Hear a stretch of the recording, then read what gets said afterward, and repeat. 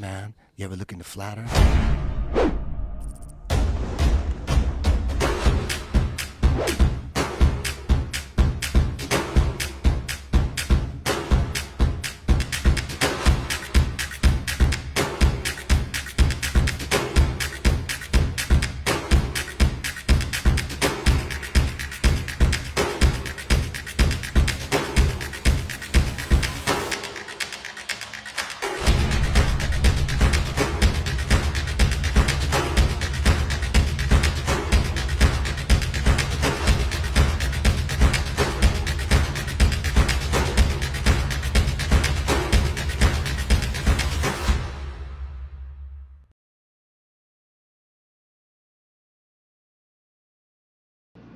Alright, I cut and edited this. I left this first part here at regular speed, but I'm going to speed a bunch of this up like 4 times the speed.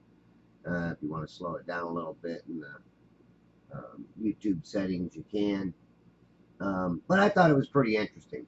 Um, I I looked up, man, and these things were all over the place. And with as much light that was still coming across, I had a hard time getting the camera to actually see them. Well, of course, too, I'm also looking at this small screen. Um, and then I was trying to focus it in on in hopes that one of these dragonflies would fly in and hover in front of me, kind of like that one did. But I was hoping one would kind of stay there in one spot for a little bit. I see them out in my yard sometimes, just hovering in one spot for, a few seconds, where you could probably get a nice little close-up of them. But I had no luck. These things were eating good in the neighborhood, so they were just constantly moving. Even with my naked eyes, I could see these bugs. I turned a certain direction and got the right lighting. I could see the little bugs, and I could see the dragonflies coming down and eating them out of the air. And again, I didn't want to bore people with this dragonfly stuff, but I also wanted to, document it. I mean, I thought it was pretty cool. The amount of dragonflies that was here, it was dragonflies to the left of me, dragonflies to the right, and here I was stuck in the middle with them. So right here, I sped it up. And you can obviously see how many of these dragonflies are out there. I mean, oh my goodness, it was swarms and swarms of them. And toward the end, I'll slow it back down again. But like I said, I didn't want to bore everybody with long video of these things. But obviously, you could see that there was thousands and thousands of them out there.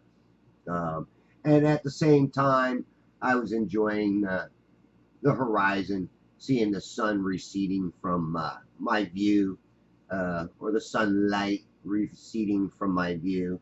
And here's the thing that the Bobers will say, well, thank you for proving that the Earth is a globe. They always do that, and it's kind of crazy if you ask me. There's going to be a transition coming up here too, from one video to the next, but I didn't put any transitions in where I just sped it up. But yeah, they always say, well, thanks for proving the globe, but apparently they do not understand perspective, nor would they understand this lensing effect that can occur, atmosphere lensing they call it, but we call it the atmosplanic lensing. And I kind of have, going back through a lot of my videos, I do have proof of this lensing, which I'll try to put out eventually here. But I was invited to the Flat Earth Conference in Romania with Taboo Conspiracy. I never in my life thought I would be invited to, be a speaker at any Flat Earth conference. Um, I'm not a great speaker, so I got a lot of work in front of me to kind of collect some things and come up with a little presentation of what I do. Maybe some of my best clips I'll bring with me, or some of my favorite clips might be the best way to go. But I'm possibly going to be called a shill or whatnot because I got invited to go to Romania. But hey, I wasn't the first choice. There was other people that were invited. They couldn't make it. And Taboo recommended me as a replacement, which, man, do I appreciate that, because I'm so excited to go to Romania. So, hope me luck that I don't get bombarded with a bunch of vegetables, get up there and stumble all over my tongue, like I do sometimes when I'm talking to my videos. And the audience starts throwing fruits and vegetables at me. It's crazy. But also, too, when I was doing this, I was cranking up my compensation exposure right here, and trying to see, if I could see better or worse.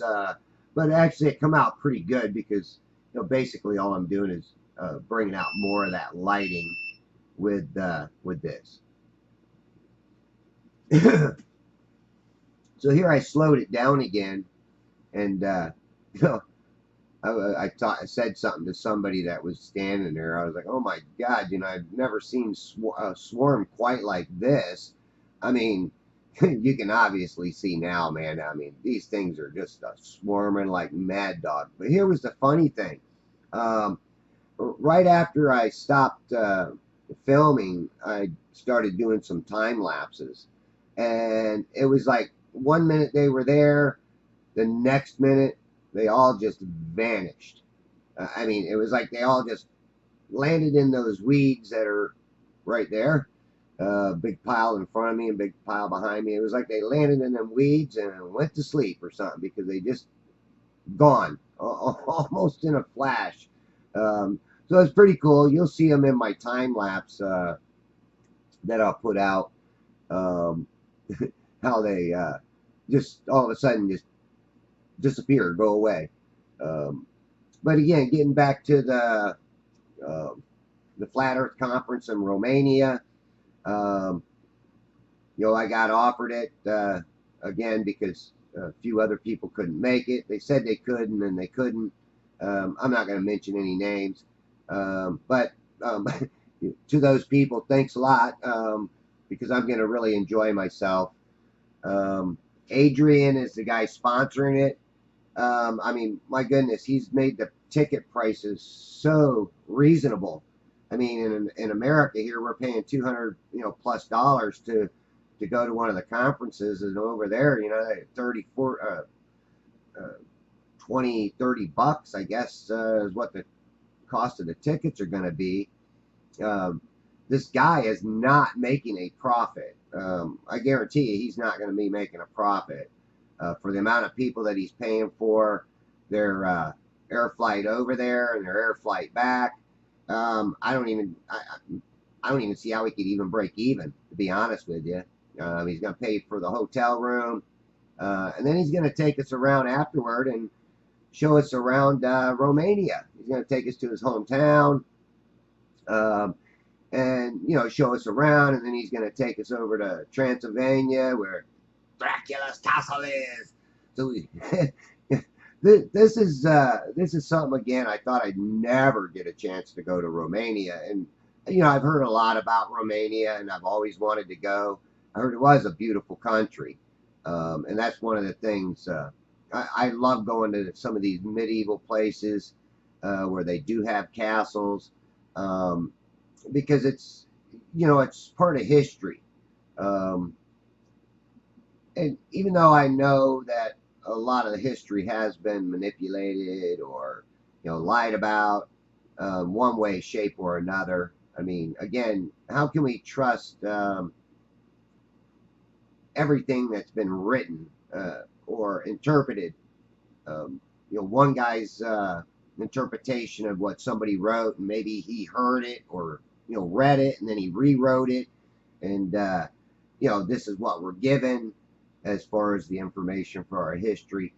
I don't know, but I know a lot of it has been manipulated because, number one, Christopher Columbus didn't really discover America. He never really set foot on it. All right, here I go into some of my time lapses. Um, oh, one other thing. I am not a shill. I got invited, and I really do appreciate the invitation that I got. So if anybody thinks that I'm, a shill because I got invited, can kiss my butt. All right. Again, here I zoomed in a little bit more on this horizon. But what was cool was there's going to be a boat coming up. The flashing light to your right is the Bayport rack. The flashing light towards the left is the halfway marker to the Bayport rack. And as you can see, here comes this little boat in between the two, more toward the Bayport rack. And I tried to zoom in and get some pictures of it because I thought it was pretty cool. So here's like 3 pictures, a little overexposed here. So I turned down the brightness a little bit, or actually the exposure. I made it less of an exposure so I could pick up this boat spotlight. Most of these guys carry spotlights like I do on my boat so we can watch for the channel markers. And then I go back into another time lapse. This is a little bonus that I thought I'd throw in here at the end. As long as I could keep it under 15 minutes, I thought I'd pop this in here too. But as you noticed that I was too zoomed in, the boat goes out of frame, so I shut it off early. These were 10-minute time lapses. That was 4 minutes. And then here's a 10-minute time lapse as his boat got much closer, and you'll see him go by here. And then you'll see how this red light that's closer, its reflection keeps coming right to me. The farther rack out there, it doesn't seem to have a flash or a stretched out flash coming toward me, but I imagine if I zoomed in, I probably would. I also got some good video footage of the mirroring bird rack Bayport. All right, again, thanks a lot for watching. Hope you enjoyed.